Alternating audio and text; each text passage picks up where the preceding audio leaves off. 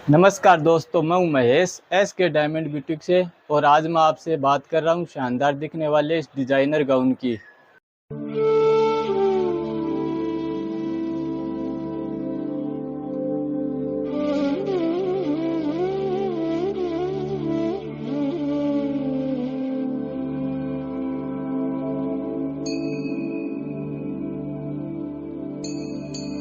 तो पिछले वीडियो में मैंने आपको इस गाउन की कटिंग के बारे में बताया था, और इस वीडियो में स्टिचिंग के बारे में पूरी जानकारी दूंगा।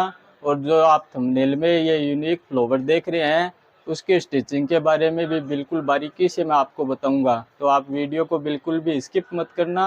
वीडियो अच्छा लगे तो लाइक करना, चैनल पर फर्स्ट टाइम आए हैं तो सब्सक्राइब ज़रूर करना। तो सबसे पहले हमें अपने सर्किल में जॉइंट लगाना है। जो मैंने कटिंग किया था, आपको बताया था कि जॉइंट आएगा अपने। तो दोनों सर्किल में और शाइनिंग वाले फैब्रिक में हमें जॉइंट है वो जॉइंट लगा लेने हैं।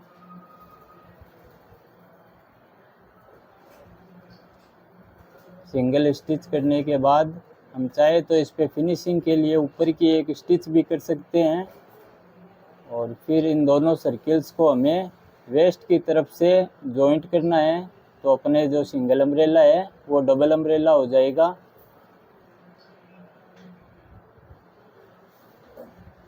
सर्किल में अपने नीचे की तरफ सीधी साइड है और बाहर की तरफ अपोजिट साइड है। 1 इंच की बोन पट्टी है। आगे मैं टेप लगा के लगानी शुरू करता हूँ ताकि अपना फैब्रिक ख़राब ना हो। तो 1/2 इंच से थोड़ा कम फोल्ड करके हमें एक स्टिच करना है फिनिशिंग के साथ।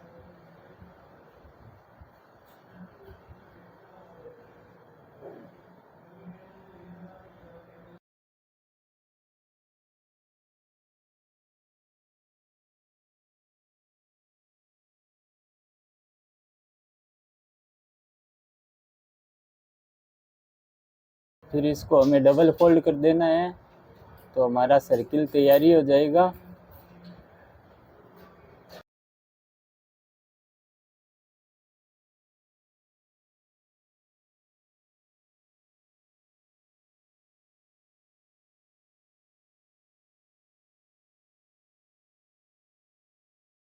तो कॉटन लाइनिंग मेरी तैयारी हो गई है और कैन मैंने लगा ली है। डबल कैन लगाई है। अगर आप देखना चाहते हैं कि मैं कैन कैसे लगाता हूँ और कॉटन लाइनिंग की स्टिचिंग कैसे करता हूँ, तो आप मेरा एक वीडियो आया हुआ है कैन लगाना सीखें, उसमें देख सकते हैं। ये अपने शाइनिंग का फैब्रिक है जो मैंने कॉटन लाइनिंग के ऊपर रखा है। जॉइंट था इसमें भी। जॉइंट वैसे ही लगाना है जैसे हमने अपने मेन सर्किल में लगाया था, और नीचे से इसको मैंने फोल्ड कर दिया है। ये अपना मेन सर्किल है ऑर्गेन्जा फैब्रिक में, जो हमने नीचे बोन पट्टी लगा के तैयारी किया है। ये भी मैंने अपने दोनों फैब्रिक के ऊपर रख दिया है। अब इन तीनों फैब्रिक को हमें वेस्ट की तरफ से जॉइंट कर लेना है। तो वेस्ट की तरफ से स्टिचिंग करके अपना सर्किल नीचे का तैयारी हो गया है। ये अपनी बैक है तौलने के लिए। तीनों फैब्रिक को एक साथ मैंने स्टिच कर लिया है। और चेन है, इनर साइड चेन है। तो फैब्रिक सीधी साइड और चेन को अपोजिट साइड रख के मैं स्टिच करूँगा। डबल स्टिच में ये चेन लगानी होती है फिनिशिंग के लिए।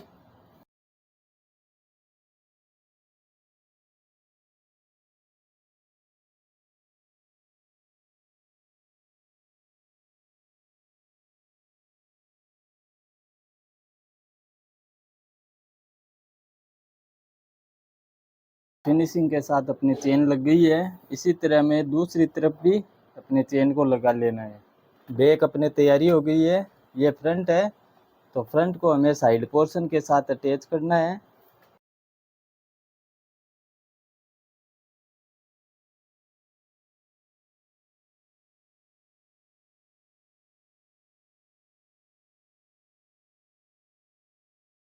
तो फ्रंट अपना तैयारी हो गया है। मैंने पैड लगा के बनाया है। अगर आप पैड नहीं लगाते हो तो सीधा फ्रंट अपना तैयारी है ऊपर की स्टिचिंग के साथ। और अगर पैड लगाते हो तो एक कॉटन लाइनिंग की कटिंग और करनी है हमें। और पैड मैं कैसे लगाता हूँ इसके लिए मेरा एक ब्लाउज का वीडियो आया हुआ है। मेरा चैनल पर फर्स्ट वीडियो वही है। बहुत डिटेल से मैंने बताया है पैड लगाना, आप उसमें देख सकते हैं। तो फ्रंट और बैक दोनों अपने तैयारी है, तो शोल्डर की तरफ से इन्हें हम जॉइंट कर लेते हैं।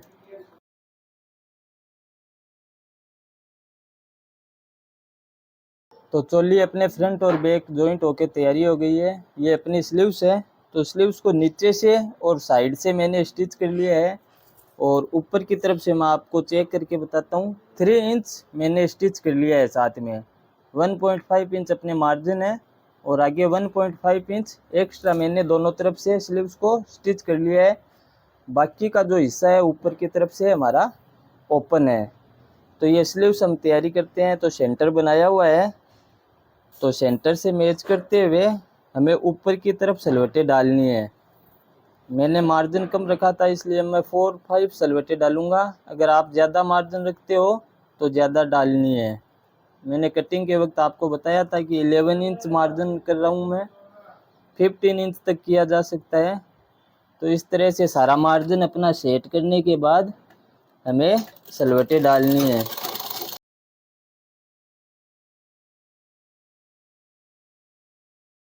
तो इस साइड की सलवटें अपने ऊपर की तरफ हो गई है। बाकी की सलवटें ऊपर की तरफ रखने के लिए अपोजिट साइड सलवटें डाल देंगे हम।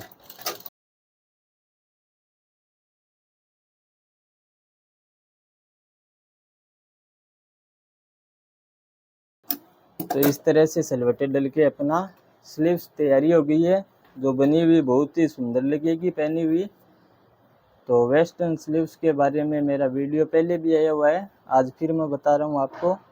अब नीचे हमें पाइपिंग लगा लेनी है और नेक में पाइपिंग लगानी है। तो मैं पाइपिंग बना लेता हूँ, पहले नेक में लगाएंगे, उसी तरह हमें स्लीव्स में भी लगा लेनी है। तो अब हमें पाइपिंग लगानी है। तो चेन को मैंने ओपन कर लिया है, चेन की तरफ 1/2 इंच बाहर एक्स्ट्रा रख के मैं पाइपिंग लगानी शुरू करता हूँ।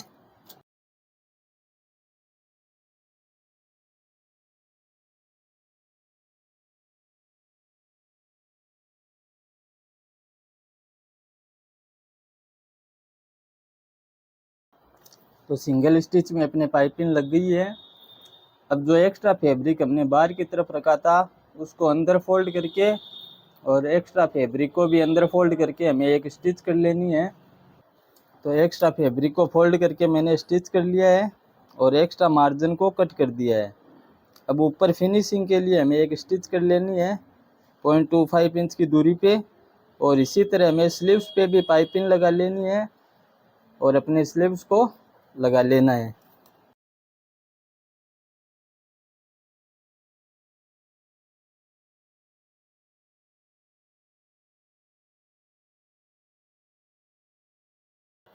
तो नेक में पाइपिंग लगाने के बाद स्लीव्स भी मैंने लगा ली है, और स्लीव्स बनी हुई अपनी बहुत ही सुंदर लगेगी।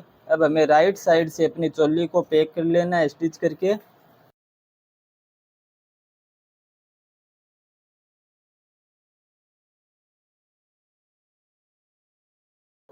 तो चोली भी अपनी तैयारी हो गई है, और सर्किल भी मैंने वेस्ट की तरफ से तीनों सर्किल को एक साथ जॉइंट कर लिया है।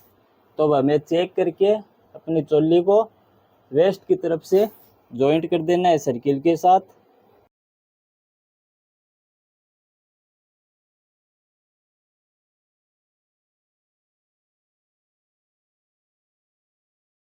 तो सर्किल अपना जॉइंट हो गया है चोली के साथ। अब हमने जो मार्जिन के लिए गैप रखा था 1.5 इंच, उस पे हमें स्टिचिंग करनी है।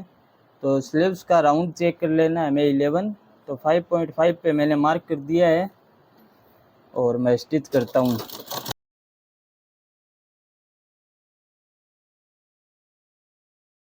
तो चोली तक अपनी स्टिचिंग हो गई है। उसके बाद की स्टिचिंग है वो हम तीनों सर्किल में अलग अलग करेंगे। तो उसके लिए मैंने अपने कॉटन फैब्रिक को बाहर की तरफ रखा है, और बाकी के दोनों फैब्रिक है उनको अंदर की तरफ कर दिया है। तो इस तरह से जब हम स्टिचिंग करेंगे तो ये स्टिचिंग अपने सिर्फ कॉटन फैब्रिक में आएगी, बाकी के दोनों सर्किल अंदर ओपन रह जाएंगे।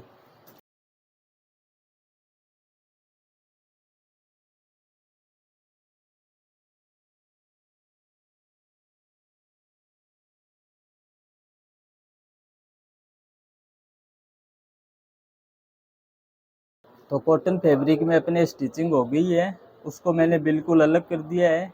अब जब हम स्टिचिंग करेंगे शाइनिंग के फैब्रिक पे तो वो स्टिचिंग अपने कॉटन फैब्रिक पे नहीं आनी चाहिए। और अंदर जो अपना ऑर्गेन्जा फैब्रिक है उसको मैंने अंदर की तरफ रखा है और बाहर की तरफ दोनों साइड शाइनिंग का फैब्रिक है, उस पर हम स्टिच करेंगे। तो ये स्टिचिंग अपने सिर्फ शाइनिंग के फैब्रिक पे आएगी।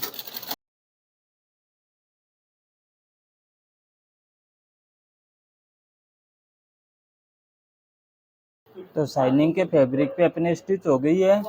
मैंने शाइनिंग के फैब्रिक को बिल्कुल अलग कर दिया है। अब हमारा जो ऑर्गेन्जा फैब्रिक है वो ओपन है, उस पर हमें स्टिच करनी है। तो हमें ध्यान रखना है अपने शाइनिंग वाले फैब्रिक पे स्टिच नहीं आनी चाहिए, सिर्फ ऑर्गेन्जा फैब्रिक पे हमें स्टिच करना है। और इसी तरह दूसरी तरफ भी स्टिच कर लेना है, तो अपना गाउन बन के तैयारी हो जाएगा। फिर हम फ्लावर बनाएंगे।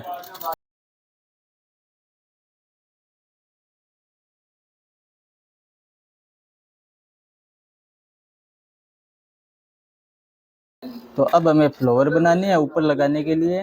तो हमने 32 फैब्रिक पे कटिंग किए थे पत्ती और 16 कैन पे कटिंग की थी।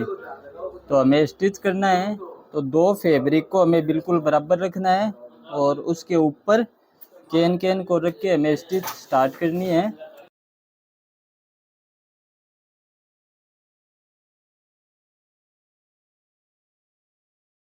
तो इसको स्टिच मैंने कर लिया है। ये साइड अपने जो छोटी साइड है इसको मैंने ओपन रखा है और इस साइड से भी 1 इंच के अप्रोक्स मैंने ओपन रखा है, ताकि अपने इसको कैन हार्ड होती है, इसको फोल्ड करने में आसानी रहे। अब हमें इस कैन को फोल्ड कर लेना है एक फैब्रिक को अलग से। तो इस तरह से मैंने इसको फोल्ड कर लिया है अपने फ्लावर की पत्ती को। सभी हमें इसी तरह बना लेनी है और ऊपर फिनिशिंग के लिए एक स्टिच भी कर सकते हैं हम और आयरन से भी सेट कर सकते हैं। तो मैं आयरन से सेट करूँगा इसको। और ये जो हिस्सा ओपन है थोड़ा, इसको हमें स्टिच कर लेना है। तो मैंने हर पत्ती को अपने कैन के साथ लगा के फोल्ड कर लिया है और आयरन से इसको सेट कर लिया है। उसके बाद में हर पत्ती पे मैंने इस तरह से स्टोन लगाए हैं जो फैब्रिक ग्लू आता है उससे। आप चाहो तो कोई लेस वगैरह लगा सकते हो, जिससे हमारा फ्लावर बहुत ही सुंदर लगेगा।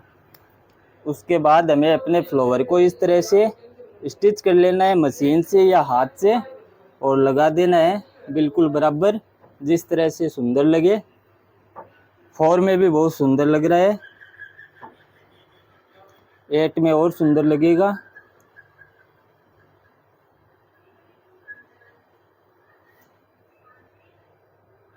तो इस तरह से अपना फ्लावर बनना है। इस तरह से हमें इसको स्टिच कर लेना है, पहले हर डबल पत्ती को एक साथ और फिर हाथ से या मशीन से इसको बना के लगा देना है। तो फाइनल स्टिचिंग और फ्लावर लगने के बाद गाउन अपना तैयारी है। नीचे से इतना हेवी लुक आ रहा है इसका और ऊपर से फ्लावर्स भी अपने सुंदर लग रहे हैं बहुत, और स्लीव्स भी बहुत सुंदर लग रही है। मुझे उम्मीद है आपको पसंद आएगा। ये फ्लावर्स पूरे स्टोन लगा के तैयारी की है मैंने और पिन के साथ इसको लगाया है। आप चाहो तो फ्लावर बनाने के बाद हाथ से भी सेट कर सकते हो।